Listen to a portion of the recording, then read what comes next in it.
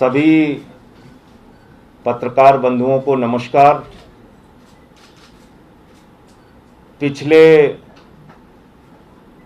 कई दिनों से भारतीय जनता पार्टी के लोग राम जन्मभूमि ट्रस्ट में जमीन के नाम पर जो घोटाला हुआ, जो भ्रष्टाचार हुआ, प्रभु श्री राम के मंदिर के नाम पर जो 16 - 16.5 करोड़ रुपए की लूट की गई, उन पर कार्रवाई करने के बजाय पूरी की पूरी Bharatiya Janata party property dealers के पक्ष में खड़ी हो गई, चंदा चोरों के पक्ष में खड़ी हो गई, भ्रष्टाचारियों के पक्ष में खड़ी हो गई। और आज मैं इस देश के करोड़ों राम भक्तों से कहना चाहता हूं, वो करोड़ों लोग जो जिन लोगों ने बड़ी बड़ी आस्था और विश्वास के साथ मर्यादा पुरुषोत्तम भगवान श्री राम के मंदिर के लिए चंदा दिया,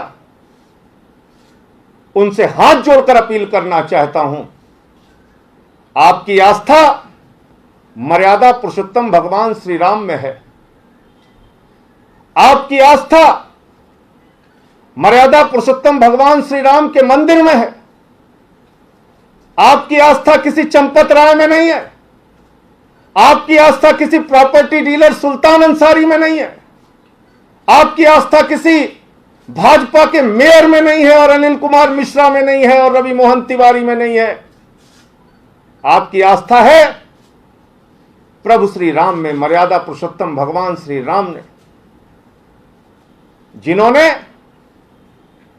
त्याग और तपस्या का वो उदाहरण प्रस्तुत किया, अपना जीवन 14 वर्ष जंगलों में बिताया। और पूरी की पूरी भाजपा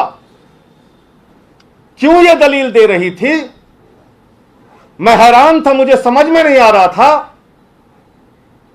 लेकिन कल जिस प्रकार के कागज मेरे हाथ लगे, आपको जान के हैरानी होगी कि भाजपाइयों की आस्था मर्यादा पुरुषोत्तम राम में नहीं बल्कि प्रॉपर्टी डीलर में है, चंदा चोरों में है। और आज मेरे इस कागजात के दिखाने के बाद सारी चीजें दूध का दूध पानी का पानी हो जाएगा और प्रति सेकंड 5.5 लाख रुपए जमीन का दाम बढ़ाया गया, प्रति मिनट 3 करोड़ 30 लाख रुपए जमीन का दाम महंगा किया गया। ये बात आज पहले दिन जो मैंने बोला था वो दूसरे दिन, तीसरे दिन और आज जब मैं ये खुलासा करने जा रहा हूं उससे भी साफ साबित हो जाएगी। और आज मैं आपको क्या बताने जा रहा हूं, भारतीय जनता पार्टी और चंपत राय जी लगातार तर्क दे रहे हैं, लगातार ये कह रहे हैं कि कुसुम पाठक और हरीश पाठक, सुल्तान अंसारी और रवि मोहन तिवारी में तो 2011 में एग्रीमेंट हुआ था, फिर कहने लगे 2019 में एग्रीमेंट रिन्यूअल हुआ था, फिर कहने लगे इस एग्रीमेंट में पहले जमीन 2 करोड़ रुपए की थी लेकिन अब महंगी हो गई। वो सारा झूठ आज खोलूंगा, एक एक करके खोलूंगा। पहले कहा जब मैंने कागज दिखाया कि 10 रुपए के स्टाम्प पे कैसे इतनी बड़ी खरीद हो सकती है। संजय सिंह का आरोप बिल्कुल झूठे हैं, निराधार हैं, सारी भाजपा की फौज कहने लगी। मेरे ऊपर हमले कराओगे, मेरे ऊपर हमले के लिए लोगों को प्रेरित करोगे, मेरे घर में जहां मेरा परिवार रहता है वहां हमले कराओगे। भाजपा के लोगों में आपसे कहना चाहता हूं 1000 हमले कराओ, लेकिन मैं हाथ जोड़ के इस देश के करोड़ों राम भक्तों से जिनकी प्रभु श्री राम में आस्था है उनसे अपील करना चाहता हूं, इन चंदा चोरों को पहचानिए और इनके खिलाफ आवाज उठाइए, इनके कहने पर गुमराह मत होइए। जिस एग्रीमेंट का जिक्र ये लोग बार बार करते हैं, दरअसल वो एग्रीमेंट दरअसल वो एग्रीमेंट 18 मार्च 2021 को कैंसिल हो चुका है। ये उसका निरस्त पत्र है मेरे हाथ में।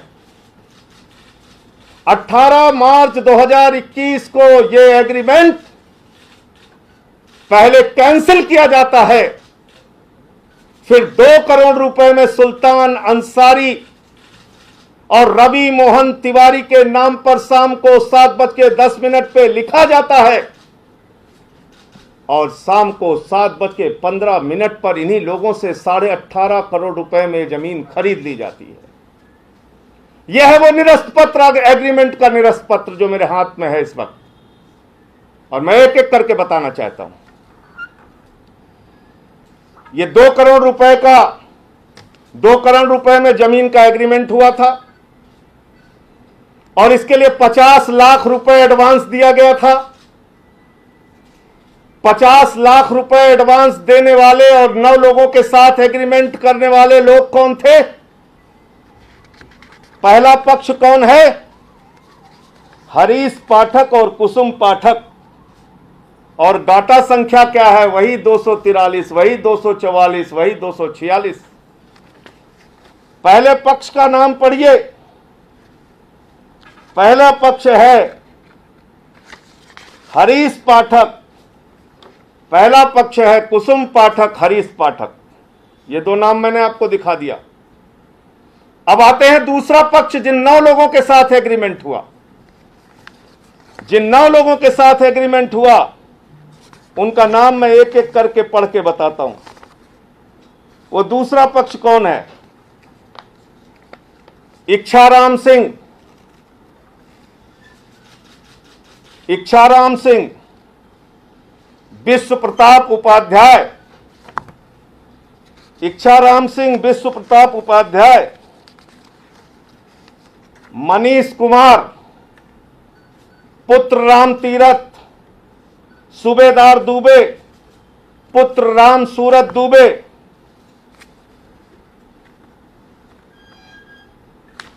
चार हो गए। 5वां बलराम यादव, पुत्र तुलसीराम यादव, 6वां राजेंद्र प्रसाद यादव, पुत्र छेदीलाल,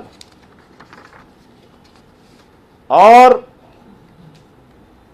7वां, 8वां और 9वां रविंद्र कुमार दुबे 7वां, सुल्तान अंसारी 8वां, रवि कुमार दुबे 7वां, सुल्तान अंसारी 8वां, और 9वां नाम भी पढ़ दूं, नहीं तो आप लोग कहेंगे कि संजय सिंह ने रवि मोहन तिवारी का नाम छिपा लिया।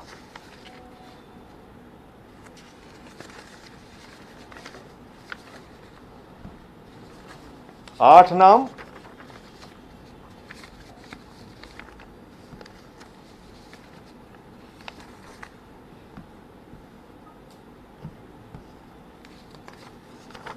इसमें कुल 9 नाम है।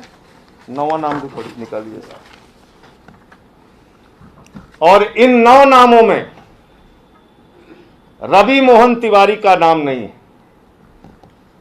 7, 8 और 9 नहीं, 7, 6, 7, 8 एक नाम और हो गया। 9वां ये है राशिद हुसैन। क्या नाम है? 9वां नाम है राशिद हुसैन पुत्र सादिक हुसैन। 9वां नाम है राशिद हुसैन पुत्र सादिक हुसैन। सारे के सारे 9 नाम आपके सामने मैंने पढ़ दिया। मैं समझता हूं ऊंची आवाज में पढ़ा, सब लोगों ने ध्यान से सुना होगा।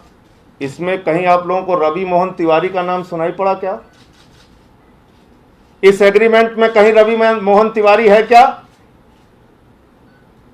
क्या कुसुम पाठक और हरीश पाठक का कोई रवि मोहन तिवारी के साथ एग्रीमेंट हुआ था क्या? नहीं, सिर्फ एक आदमी के साथ हुआ था, सुल्तान अंसारी। रवि मोहन तिवारी को तो बाद में शामिल किया गया।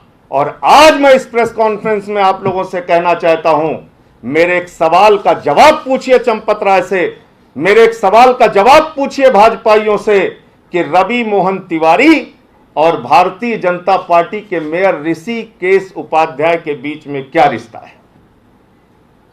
एक सीरियल चलता था ना, ये रिश्ता क्या कहलाता है, ये रिश्ता क्या कहलाता है, ये रिश्ता क्या कहलाता है। यानी रवि मोहन तिवारी का नाम बाद में शामिल किया गया, पैसे के भ्रष्टाचार के लिए शामिल किया गया, और 18 मार्च को जो रजिस्ट्री कैंसिल हुई, 18 मार्च को ही वही रजिस्ट्री सुल्तान अंसारी और रवि मोहन तिवारी के नाम शाम को 7:10 पर 5 करोड़ 80 लाख की मालियत 2 करोड़ में खरीदी गई, और 7:15 पर यही जमीन 18.5 करोड़ रुपए में राम जन्मभूमि के ट्रस्ट के महासचिव चंपत राय जी को बेच दी गई। अब क्या बोलेंगे भाजपाई? 3 दिन से संबित पात्रा एक फर्जी कागज लेके सभी चैनलों पे दिखा रहा था, सभी चैनल पे दिखा रहे थे, देश की जनता को गुमराह कर रहे थे, राम के भक्तों को गुमराह कर रहे थे। राम मंदिर के निर्माण में अगर कोई सबसे बड़ी बाधा पहुंचा रहा है तो ये करोड़ों रुपए का चंदा चोरी करने वाले लोग पहुंचा रहे हैं। आम आदमी पार्टी और हम सारे लोग चाहते हैं राम का मंदिर जल्द से जल्द बनना चाहिए। अगर आज राम मंदिर के निर्माण में रोक है तो उसकी एकमात्र वजह है चंदा चोरी, भ्रष्टाचार, राम के नाम के पैसे की लूट। भारतीय जनता पार्टी को, ट्रस्ट के सारे लोगों को, पूरे दुनिया में रहने वाले हिंदुओं से हाथ जोड़कर माफी मांगनी चाहिए और ये 16.5 करोड़ रुपए वापस होना चाहिए और उन बेईमानों को गिरफ्तार करके जेल में डालना चाहिए और मंदिर का निर्माण जल्द से जल्द होना चाहिए। यह आम आदमी पार्टी की मांग है। चंदा चोरी करोगे तो राम, प्रभु श्री राम का मंदिर कैसे बनेगा? रवि मोहन तिवारी और सुल्तान अंसारी के अकाउंट की जांच की जाए।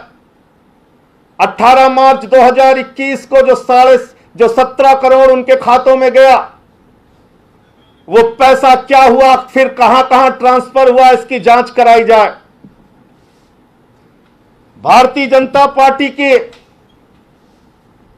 ऐसे दुर्दिन आ गए, मैंने कभी कल्पना नहीं किया था कि भाजपा का एक प्रवक्ता संबित पात्रा प्रॉपर्टी डीलर सुल्तान अंसारी के पक्ष में खड़ा हो जाएगा, प्रॉपर्टी डीलर रवि मोहन तिवारी के पक्ष में खड़ा हो जाएगा, चंदा चोरी करने वाले चंपत राय, अनिल कुमार मिश्रा, ऋषिकेश उपाध्याय भाजपा के मेयर के पक्ष में खड़ा हो जाएगा।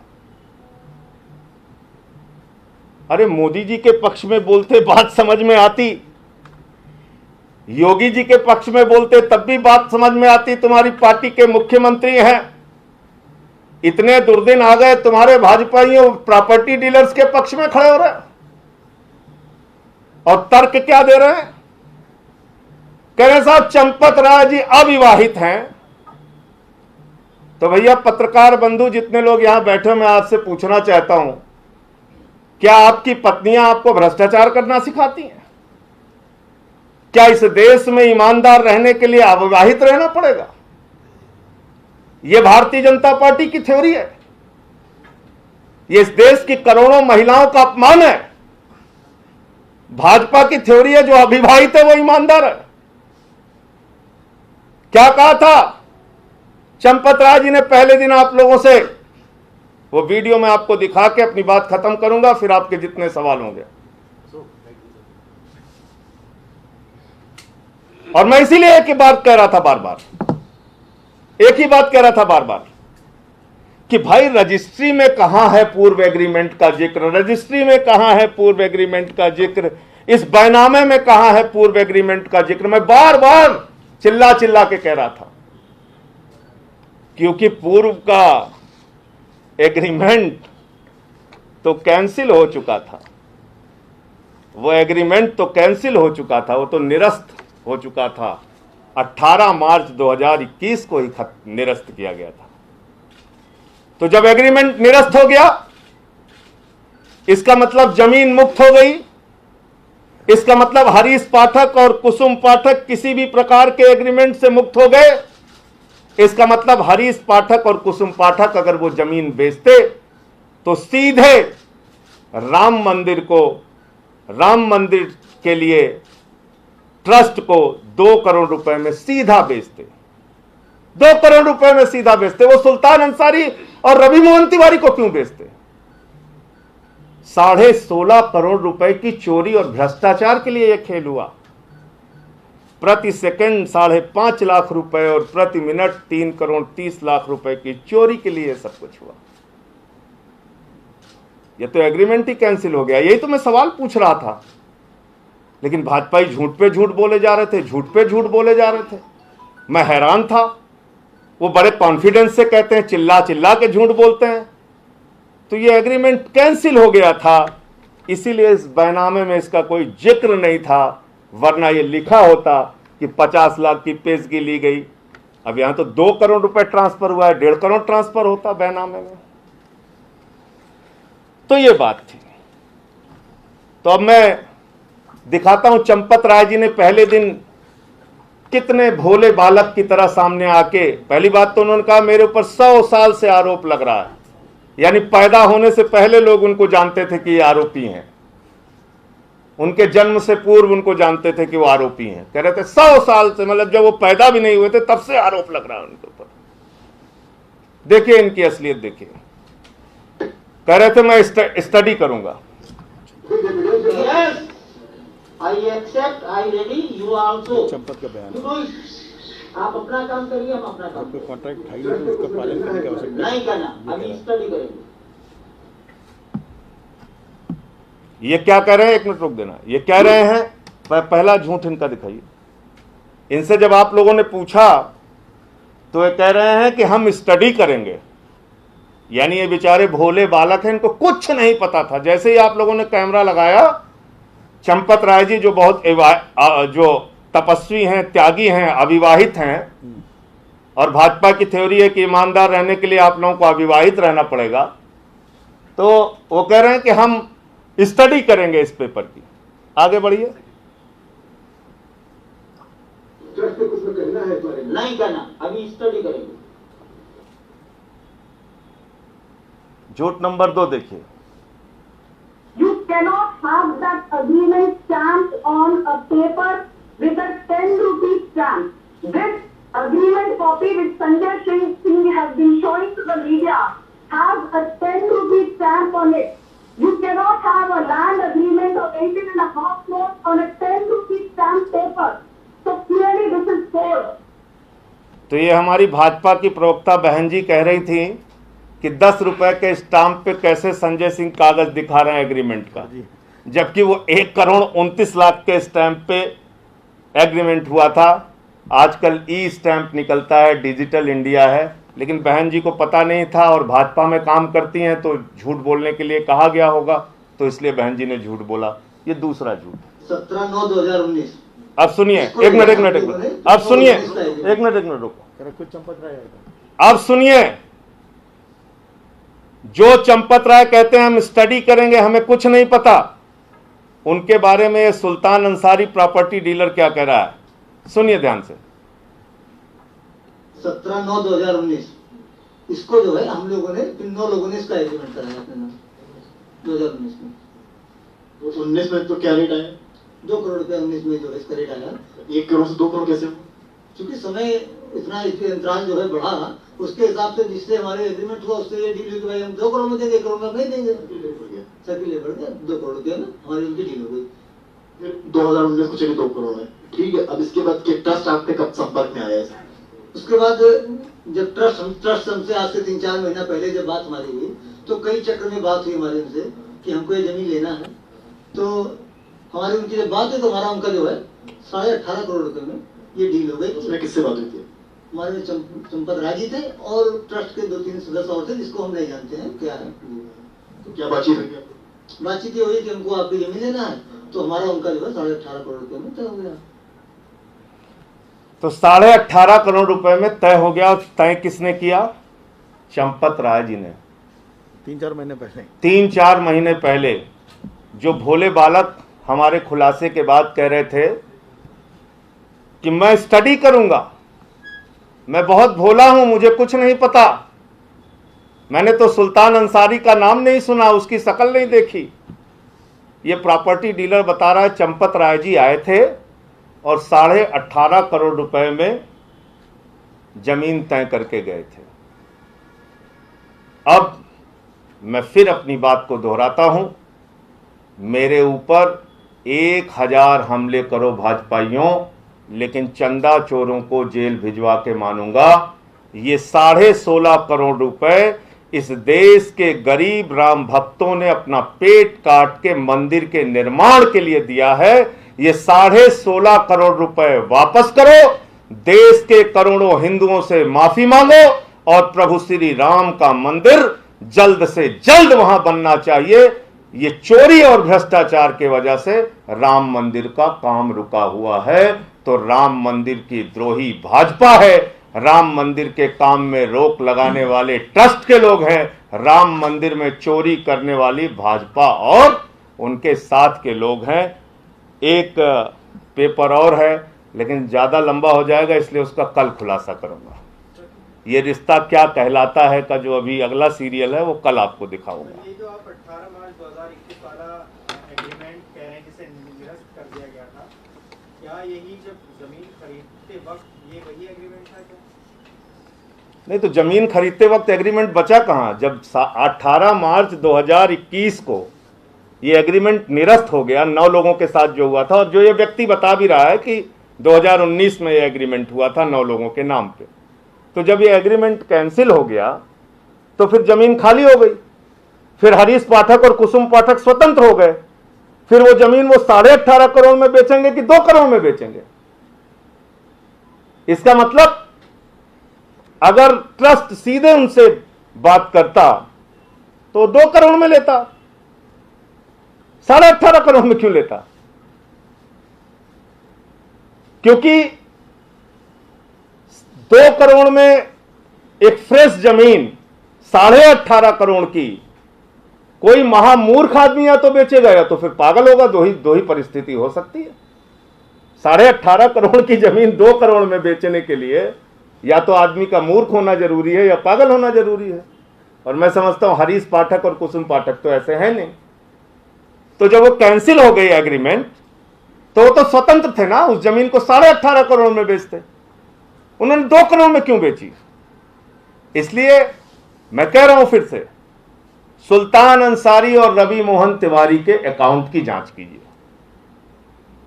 जो पैसा उनके 17 करोड़ रुपए उनके खाते में गया, और बताइए 18.5 करोड़ रुपए की आमदनी हो जा रही है और उस पर इनकम टैक्स वाले भी चुपचाप बैठे हुए थे। वो संजय सिंह के प्रेस कॉन्फ्रेंस का इंतजार कर रहे थे कि जब ये खोलेंगे तब हम इनसे पैसा वसूलेंगे।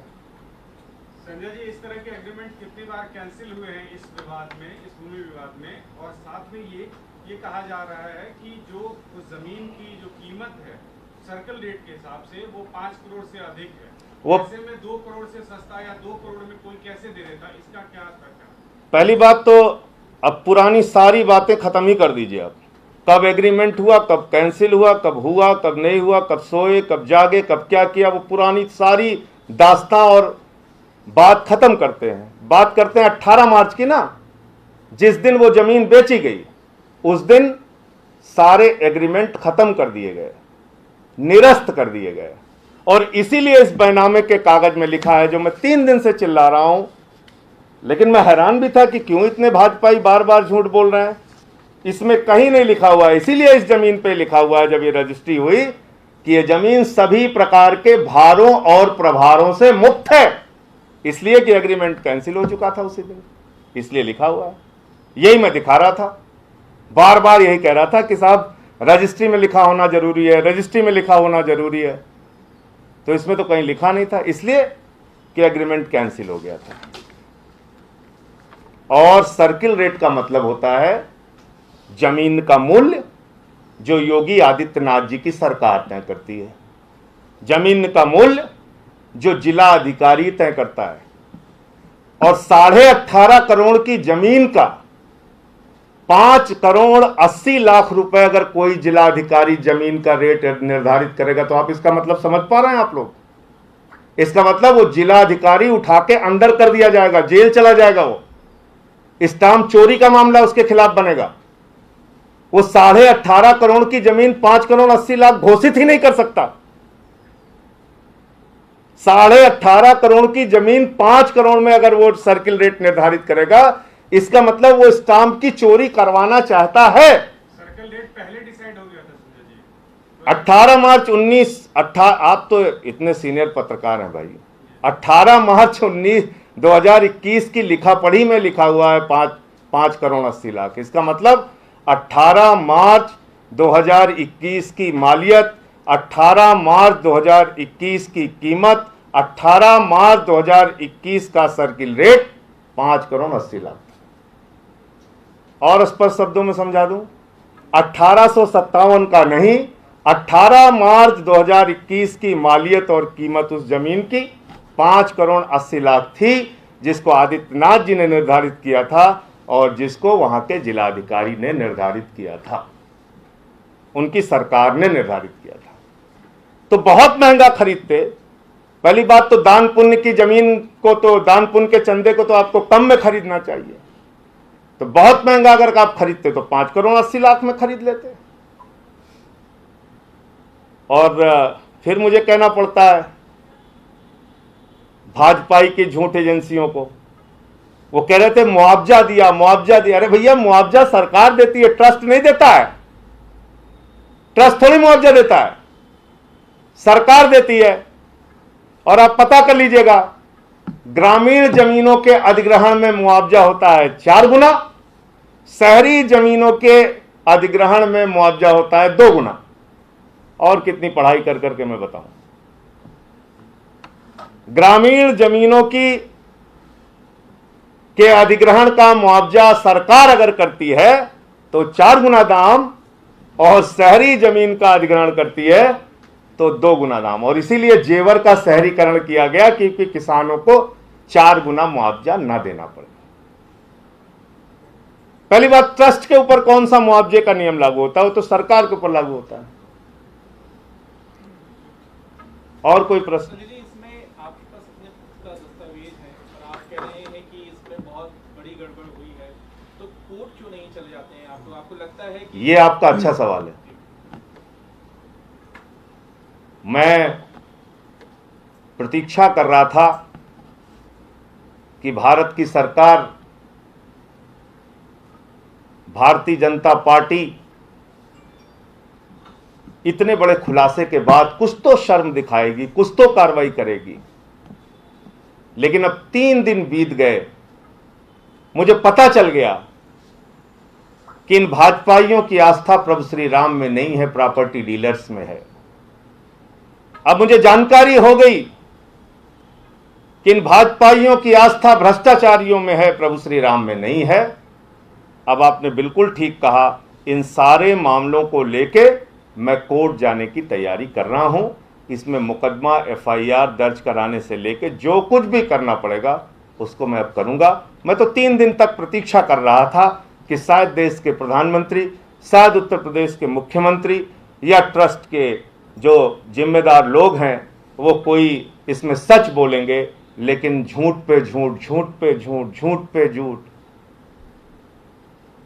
अब ये समझ में आ गया कि भाजपाइयों की आस्था प्रभु श्री राम में नहीं है, भाजपाइयों की आस्था प्रॉपर्टी डीलर्स में है।